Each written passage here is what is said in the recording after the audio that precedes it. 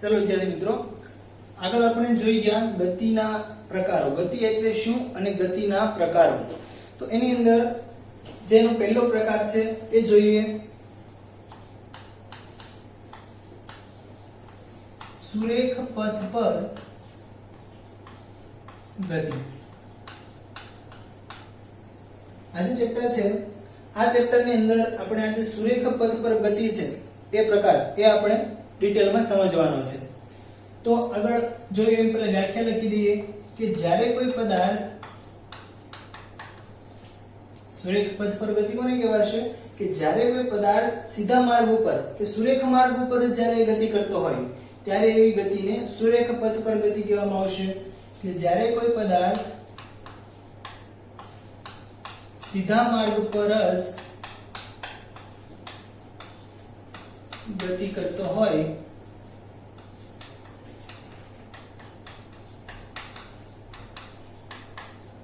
ત્યારે પદાર્થની તેવી ગતિને સુરેખ ગતિ કહે છે કે સુરેખ પથ પર ગતિ કહે છે। વાત એ કે જ્યારે કોઈ પદાર્થ સીધા માર્ગ ઉપર જ ગતિ કરતો હોય ત્યારે પદાર્થની ગતિને સુરેખ ગતિ કહે છે। ચાલો હવે સુરેખ ગતિ છે, સુરેખ ગતિને સમજવા માટે આપણે અહીંયા એક ઉદાહરણ લઈએ। આપણે આગળ વાત કરીએ એમ કે કોઈ બિંદુને અરે કોઈ પદાર્થને ગતિ છે, કોઈ પદાર્થની ગતિને વર્ણવવા માટે આપણે કોઈ એક ચોક્કસ બિંદુની જરૂર પડે। એ ચોક્કસ બિંદુને આપણે સંદર્ભ બિંદુ કહીએ। સંદર્ભ બિંદુ તરીકે ધારો કે કોઈ O બિંદુ છે, એ O બિંદુને મેં સંદર્ભ બિંદુ તરીકે લીધેલું છે। હવે એક કોઈ પદાર્થ છે એ આ જે સ્થાન છે સંદર્ભ બિંદુ, ત્યાંથી પોતાની ગતિની શરૂઆત કરતો કરતો અહીંયા સુધી પહોંચે છે। એટલે કે O બિંદુ છે, O બિંદુથી એ પોતાની ગતિની શરૂઆત કરે છે અને એ બિંદુ ઉપર પહોંચે છે। હવે અહીંયા આપણે સ્કેલમાં લખી દઈએ સરળતા ખાતર। ધારો કે 0 10 20 30 40 50 60 અને 70 આપણે જે માપ લખેલા છે એ કિલોમીટરમાં છે। હવે આપણે કીધું એમ કે જ્યારે કોઈ પદાર્થ સીધા માર્ગ ઉપર જ ગતિ કરતો હોય ત્યારે પદાર્થની ગતિને સુરેખ ગતિ કહેવાય। જો કોઈ પદાર્થ છે અહીંયાથી પોતાની ગતિની શરૂઆત કરે છે, ગતિ કરતો કરતો કરતો સીધા માર્ગ ઉપર ગતિ કરે અને એ બિંદુ સુધી આવે છે, તો આ એક સુરેખ ગતિનું જ ઉદાહરણ છે। બરાબર છે? એમાં તમે જુઓ તો આ જે કોઈ પદાર્થ છે એ O બિંદુથી પોતાની ગતિની શરૂઆત કરશે। જ્યાં O છે એ સંદર્ભ બિંદુ છે અને ત્યાંથી એ પોતાની ગતિની શરૂઆત કરે, સુરેખ ગતિની શરૂઆત કરી એ માર્ગ સુધી પહોંચે છે, તો આ એક સુરેખ ગતિ થઈ ગઈ। પરંતુ જો એ પદાર્થ ત્યાંથી પાછો ફરશે, ધારો કે પદાર્થ છે શરૂઆતમાં આ જે પદાર્થ છે એ પદાર્થ પોતાની ગતિ અહીંયાથી શરૂઆત કરે છે,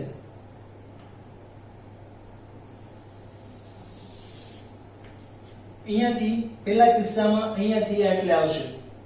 હવે ધારો કે પદાર્થ છે એ ત્યાંથી રિટર્ન થાય છે, રિટર્ન થઈ ધારો કે B બિંદુ સુધી પહોંચે છે, તો અહીંયાથી અહીંયા સુધી આવે છે। આ જરા આ કિસ્સો નંબર 1 છે, આ બીજો કિસ્સો છે। તો જો બંને કિસ્સાની અંદર એ પદાર્થ છે એની ગતિ સુરેખ પથ પર જ થાય છે, એમાં બીજી કોઈ ગતિ થતી નથી। O થી જ્યારે એ બિંદુ સુધી આવશે ત્યારે એની ગતિ સુરેખ જ છે। ફરીવાર એ પાછો ફરે છે, પાછળ આવે છે ત્યારે પણ જો એની ગતિ સુરેખ પથ પર જ થાય છે। એટલે આ બંને ઉદાહરણો છે સુરેખ ગતિના ઉદાહરણો છે।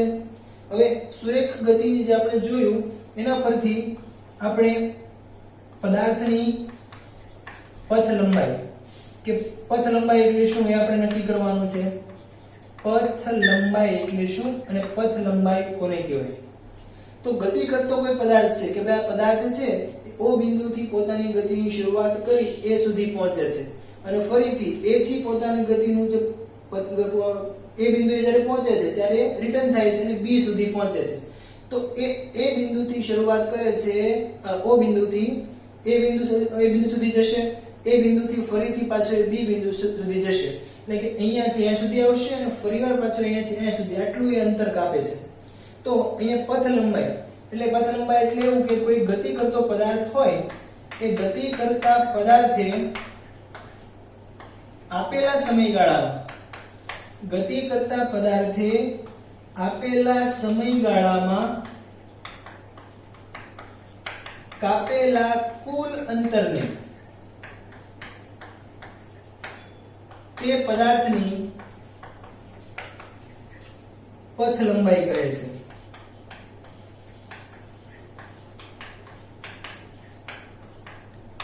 ગતિ કરતો જે પદાર્થ હોય એ પદાર્થે આપેલા સમયગાળામાં કાપેલા કુલ અંતરને, કે પદાર્થ એકવાર પોતાની ગતિની શરૂઆત કરે પછી એ જેટલું પણ અંતર કાપે એ અંતરનું કુલ અંતર આપણે લઈએ એટલે આપણે એને એની પથ લંબાઈ કહેવાય. ગતિ કરતા પદાર્થની પથ લંબાઈ કહેવાય. ગતિ કરતા પદાર્થે કાપેલા કુલ અંતરને તે પદાર્થની પથ લંબાઈ કહેવાય. એક વસ્તુ યાદ રાખજો વિદ્યાર્થી મિત્રો, કે જે અંતર છે એ અંતર હંમેશા ધન જ હોય.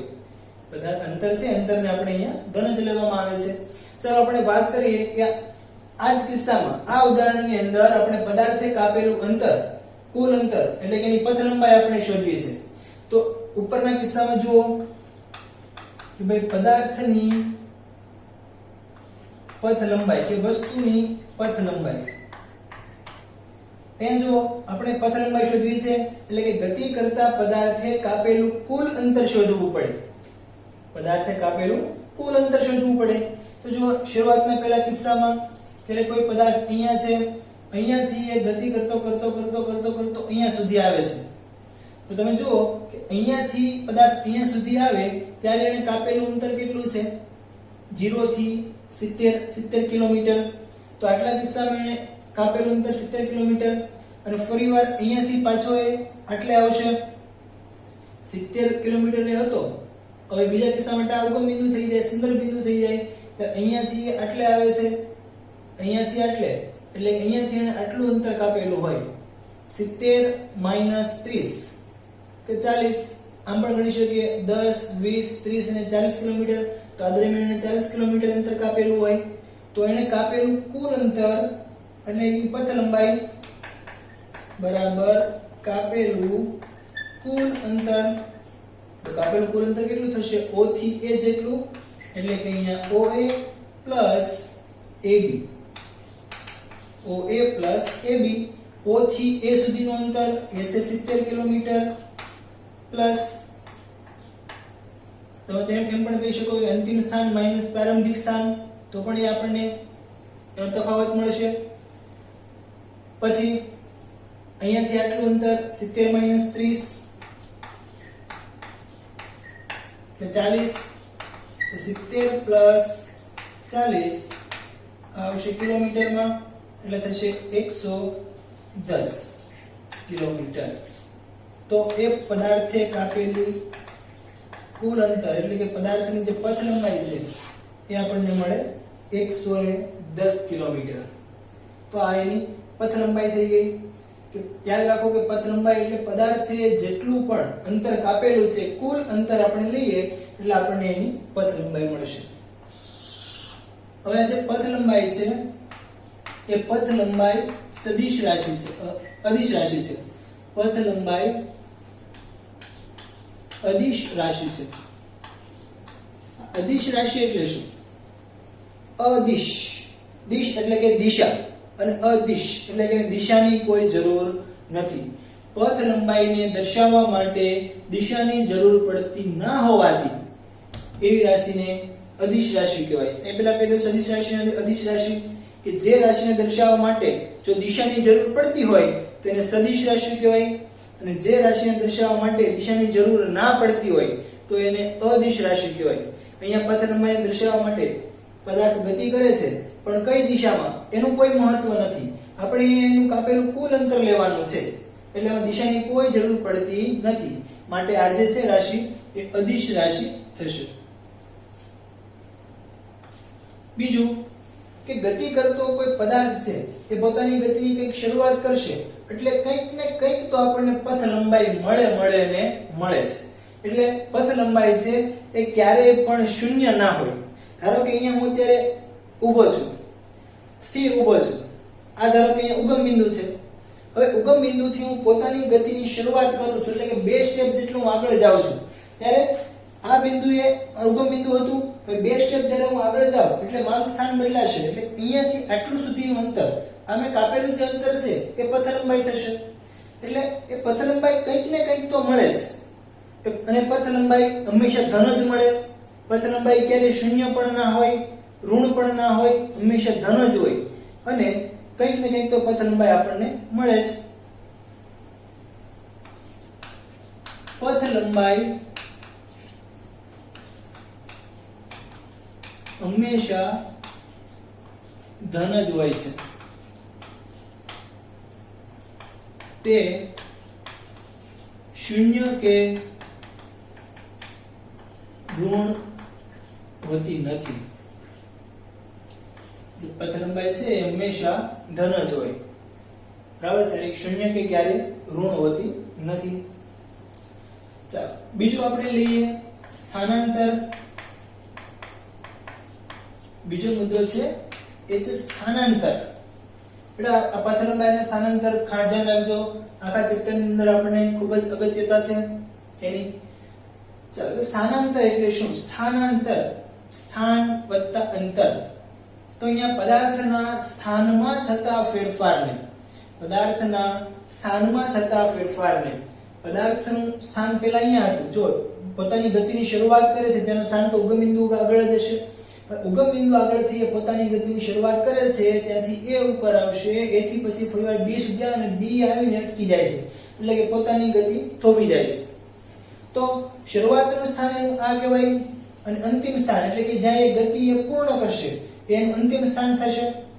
તો અહીંયા આ બંને જે છે એની અંતિમ સ્થાન અને પ્રારંભિક સ્થાન એમની વચ્ચેનું જે લઘુત્તમ અંતર છે, ઓછામાં ઓછું અંતર, એ અંતરને કહેવાય એનું સ્થાનાંતર. તો ટૂંકમાં સ્થાનાંતર એટલે પદાર્થના અંતિમ સ્થાન અને પ્રારંભિક સ્થાન વચ્ચેનો તફાવત. અંતિમ સ્થાન કેટલું છે અને પ્રારંભિક સ્થાન કેટલું છે એ બંને વચ્ચેનું લઘુત્તમ અંતર, એ અંતરને કહેવાય એનું સ્થાનાંતર. આપણે કહી શકીએ કે ભાઈ પદાર્થના અંતિમ સ્થાન અને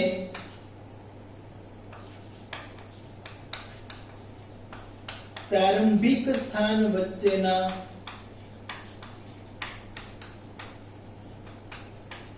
લઘુત્તમ અંતરને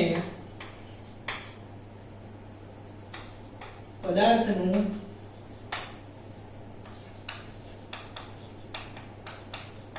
સ્થાનાંતર કહે છે. પદાર્થના અંતિમ સ્થાન અને પ્રારંભિક સ્થાન વચ્ચેના લઘુત્તમ એટલે કે ઓછામાં ઓછું, એના અંતિમ સ્થાન અને પ્રારંભિક સ્થાન વચ્ચેનું જે ઓછામાં ઓછું જે અંતર હોય એને આપણે અહીંયા કહીશું સ્થાનાંતર.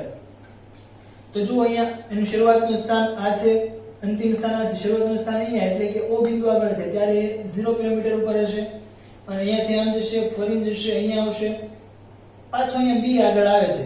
પણ આપણે એનું સ્થાનાંતર શોધવાનું છે. સ્થાનાંતર એટલે એનું અંતિમ સ્થાન 30 આગળ અને પ્રારંભિક સ્થાન છે 0 આગળ. તો બંનેનો તફાવત એટલે કે બંને વચ્ચે લઘુત્તમ અંતર, ઓછામાં ઓછું અંતર તો આટલું જ હોવાનું છે, 30 - 0 એટલે કે 30 કિલોમીટર. તો એનું સ્થાનાંતર થશે, પદાર્થે કરેલું સ્થાનાંતર એટલે કે સ્થાનમાં થતો ફેરફાર, અથવા એમ કહી શકાય અંતિમ સ્થાન માઈનસ પ્રારંભિક સ્થાન. ચાલો અંતિમ સ્થાન, એનું અંતિમ સ્થાન છે 30 કિલોમીટર આગળ આ ઉદાહરણ પ્રમાણે, માઈનસ પ્રારંભિક સ્થાન છે 0 આગળ, 30 - 0 બરાબર 30 કિલોમીટર. તો એનું સ્થાનાંતર થઈ ગયું અહીંયા 30 કિલોમીટર. તો આમ કોઈ પણ પદાર્થનું જો આપણે સ્થાનાંતર શોધવું હોય તો કહી શકાય કે પદાર્થના અંતિમ સ્થાન અને પ્રારંભિક સ્થાન વચ્ચેનું જે અંતર છે એને સ્થાનાંતર કહેવાય. હવે આ જે સ્થાનાંતર છે તે સદિશ રાશિ છે, એને દર્શાવવા માટે દિશાની જરૂર પડતી હોય છે. સ્થાનાંતર એ સદિશ રાશિ થશે હવે સ્થાનાંતર શૂન્ય, ઋણ કે પછી ધન કોઈ પણ હોઈ શકે છે. સ્થાનાંતર ધન, ઋણ કે શૂન્ય હોઈ શકે છે. કેવી રીતે? કે ભાઈ સ્થાનાંતર ધન એ તો આપણે જોઈ લીધું કે ભાઈ અહીંયા જે સ્થાનાંતર એ 30 કિલોમીટર આવે છે. હવે ઋણ કેવી રીતે? તો કે ધારો કે ભાઈ કોઈ પદાર્થ છે એ 0 બિંદુથી પોતાની ગતિની શરૂઆત કરે, ઉગમ બિંદુથી અહીં સુધી જશે, આવશે, ફરીવાર ત્યાંથી યુ ટર્ન લેશે અને પાછો ધારો કે અહીંયાથી ગતિ કરતો કરતો ઓ બિંદુ આગળ આવે. એટલે કે એ બિંદુથી શરૂઆત કરે છે, આગળ જશે, ફરીવાર પાછો પોતાના બિંદુ ઉપર આવશે. ત્યારે અહીં આપણે જુઓ કે આપણે શું લેવાનું છે? સ્થાનાંતર એટલે અંતિમ બિંદુ અને પ્રારંભિક બિંદુ વચ્ચેનું અંતર. પણ અંતિમ બિંદુ પણ એ જ છે અને પ્રારંભિક બિંદુ પણ એ જ છે.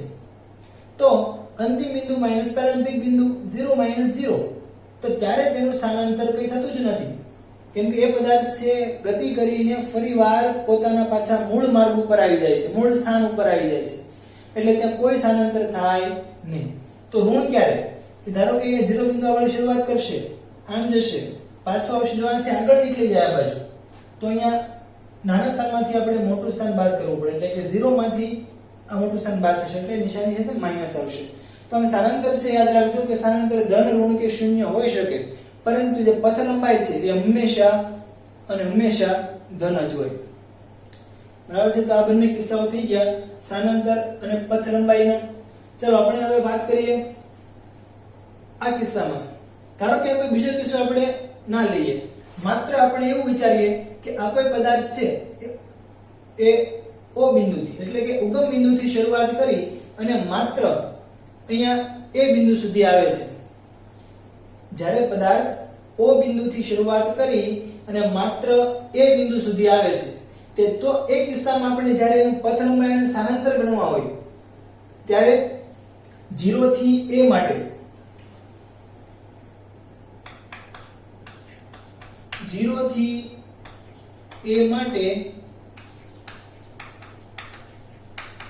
પથ લંબાઈ કેટલી અને સ્થાનાંતર કેટલું? 0 થી a ના કિસ્સા માટે જો જ્યારે પદાર્થ 0 થી a સુધી જાય ત્યારે જ આપણે વાત કરીએ, આટલો નથી જતો. વિચારો કે એ પદાર્થ અહીંયાથી આટલા સુધી ગતિ કરીને આવે છે, તો એનું પ્રારંભિક બિંદુ કહેવાશે, આ એનું અંતિમ બિંદુ કહેવાશે. ચાલો એના માટે આપણે જોઈએ કે પહેલા પથ લંબાઈ. પથ લંબાઈ એટલે શું? પદાર્થે કાપેલું કુલ અંતર. જ્યારે પદાર્થ અહીંયાથી અહીંયા સુધી આવે ત્યારે આટલું અંતર કાપે છે. આટલું અંતર એટલે કેટલું? તો કે 70 કિલોમીટર અંતર કાપે છે. તો એનું પથ લંબાઈ થઈ ગઈ અહીંયા OA જેટલી, એટલે કે 70 કિલોમીટર. બરાબર છે? વાત આવશે સ્થાનાંતરની. સ્થાનાંતર એટલે કે ભાઈ અંતિમ સ્થાન માઈનસ પ્રારંભિક સ્થાન. તો આ કિસ્સા માટે જો 0 એનું પ્રારંભિક સ્થાન છે, એ એનું અંતિમ સ્થાન છે, તો અંતિમ સ્થાન માઈનસ પ્રારંભિક સ્થાન. અંતિમ સ્થાનનું મૂલ્ય છે 70 કિલોમીટર, પ્રારંભિક સ્થાનનું મૂલ્ય 0 કિલોમીટર. એટલે આપણને મળશે 70 માઈનસ 0 બરાબર 70 કિલોમીટર. તો અહીંયા જો આ કિસ્સામાં પથ લંબાઈ અને સ્થાનાંતર છે તે સરખા થઈ ગયા. કયા કિસ્સામાં? કે જો જ્યારે કોઈ પદાર્થ માત્ર એક જ માર્ગ પર એટલે કે સુરેખ પથ પર જ ગતિ કરતો હોય, તેવા કિસ્સામાં પથ લંબાઈ અને સ્થાનાંતર છે તે સરખા થશે. જ્યારે પદાર્થ માત્ર સુરેખ પથ પર જ ગતિ કરતો હોય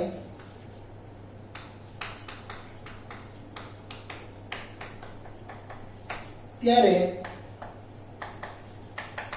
સ્થાનાંતર અને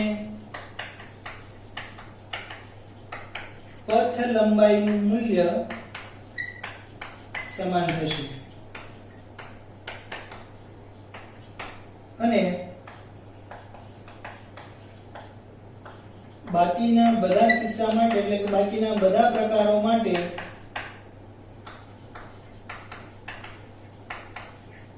પથ લંબાઈ એ સ્થાનાંતર કરતા હંમેશા વધારે જ હોય. જો જ્યારે પદાર્થ માત્ર સુરેખ પથ ઉપર જ ગતિ કરતો હોય એટલે કે અહીંયાથી શરૂઆત કરે સીધો જ જાય એ જ પ્રકારની જ્યારે ગતિ થતી હોય ત્યારે જ સ્થાનાંતરનું મૂલ્ય અને પથ લંબાઈનું મૂલ્ય સમાન થાય. બાકીના કોઈ પણ કિસ્સા માટે તમે જોશો તો પથ લંબાઈ હંમેશા સ્થાનાંતર કરતા વધારે જ હોય. બરાબર છે. અને સ્થાનાંતર અને પથ લંબાઈ છે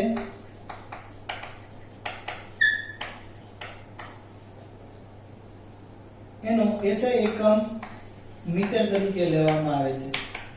મીટર. સ્થાનાંતર અને પથ લંબાઈ બંને છે એનું SI એકમ મીટર છે. મીટરનો મોટો એકમ કિલોમીટર છે. કિલોમીટર આપણે કહીએ છીએ ને કે સુરત અને અમદાવાદ વચ્ચેનું અંતર 200 કિલોમીટર છે.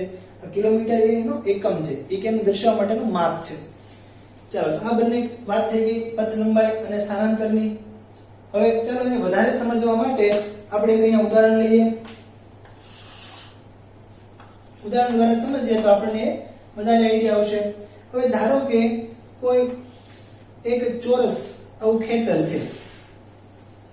આ ચોરસ ખેતર છે એ ખેતરની બધી બાજુનું માપ છે 10 મીટર. આનું માપ પણ 10 મીટર, આનું માપ પણ 10 મીટર, આનું માપ પણ 10 મીટર અને આનું માપ પણ 10 મીટર છે. આ A બાજુ, B બાજુ, C બાજુ અને D બાજુ. ચાલો હવે તમારે પણ વિચારી અને મનમાં તમારે વિચારવાનું છે કે ભાઈ આનો શું આન્સર આવી શકે. હું જે સવાલ પૂછું એનો આન્સર શું આવી શકે તે તમે વિચારશો તો તમને ઝડપથી ખ્યાલ આવશે. ચાલો કોઈ એક કાકા છે. કોઈ એક કાકા એ બિંદુથી પોતાના ખેતરની ફરતે આંટા મારવાનું ચાલુ કરે છે. હવે એ કાકા એ બિંદુથી પોતાની ગતિની શરૂઆત કરશે. એટલે એક એ બિંદુથી શરૂઆત કરશે, અહીંયાથી અહીંયા જશે, અહીંયાથી આટલે આવશે, અહીંયાથી આટલે આવશે અને અહીંયાથી આટલે આવશે. એટલે કે જ્યારે ફરીવાર એ બિંદુ ઉપર આવે ત્યારે ફરીને જ્યારે પાછા એ બિંદુ પર આવશે ત્યારે એને એક ચક્કર કે એક આંટો પૂર્ણ કર્યો હશે તેમ કહેવાય. તો આપણે એક વાત કરીએ કે ભાઈ કાકા છે જ્યારે એક આંટો પૂર્ણ કરે ત્યારે કે ભાઈ એક ચક્કર મારે ત્યારે એ કાકા છે એક ચક્કર જ્યારે પૂર્ણ કરશે ત્યારે એની પથ લંબાઈ કેટલી હશે અને તેનું સ્થાનાંતર કેટલું હશે એ આપણે જોવાનું છે. ચાલો જો કાકા અહીંયાથી શરૂઆત કરે છે એ બિંદુથી A થી B સુધી જશે 10 મીટર, B થી C સુધી આવશે 10 પ્લસ 10, C થી D સુધી પ્લસ 10 અને D થી A સુધી 10. એટલે કે 10 10 10 ને 10 40. તો કાકાએ એક ચક્કર દરમિયાન કુલ અંતર કાપેલું છે 40 અને કુલ અંતરને આપણે કહીએ છીએ પથ લંબાઈ એટલે થશે 40 મીટર. હવે સ્થાનાંતરની વ્યાખ્યા યાદ કરો કે પદાર્થનું અંતિમ સ્થાન અને પ્રારંભિક સ્થાન વચ્ચેનો લઘુત્તમ અંતર. તો કાકાનું પ્રારંભિક સ્થાન એ બિંદુ આગળ અને અંતિમ સ્થાન છેલ્લે ત્યાં જ આવે છે. એટલે કે બંને એક સરખા થઈ ગયા 0 -0. બરાબર છે. હવે યાદ રાખો કે જ્યારે કોઈ પદાર્થ જે બિંદુથી પોતાની ગતિની શરૂઆત કરે અને ગમે તેટલો ફરી અને પાછો પોતાના મૂળ સ્થાન ઉપર આવે ત્યારે હંમેશા એનું સ્થાનાંતર 0 જ હોય છે.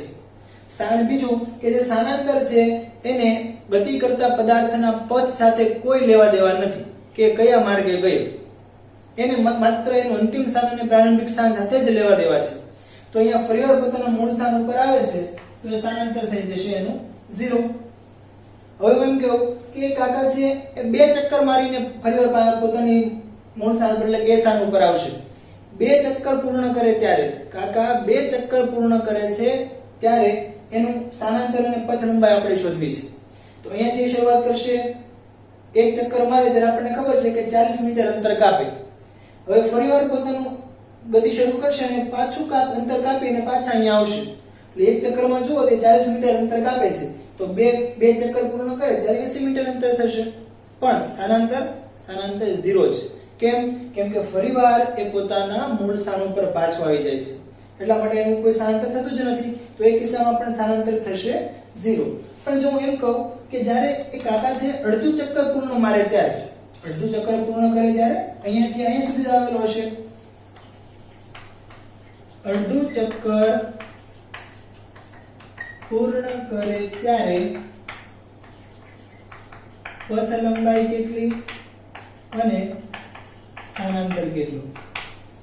ચાલો અડધું ચક્કર એટલે કે કાકા અહીંયાથી માત્ર અહીંયા સુધી આવે ત્યારે આપણે અહીંયાથી એટલે સુધી આવશે એટલે અડધું ચક્કર પૂર્ણ થાય. તો એ દરમિયાન પથ લંબાઈ કેટલી અને સ્થાનાંતર કેટલું. તો અહીંયાથી એ કાકો છે અહીંયાથી અહીંયા સુધી આવશે ત્યારે એને કેટલું અંતર કાપેલું હશે એ કુલ અંતરને પથ લંબાઈ કહેવાશે. કુલ અંતર એટલે કે અહીંયાથી અહીંયા 10 મીટર અહીંયાથી અહીંયા 10 મીટર તો એને કાપેલું કુલ અંતર એટલે કે પથ લંબાઈ થશે અહીંયા 20 મીટર.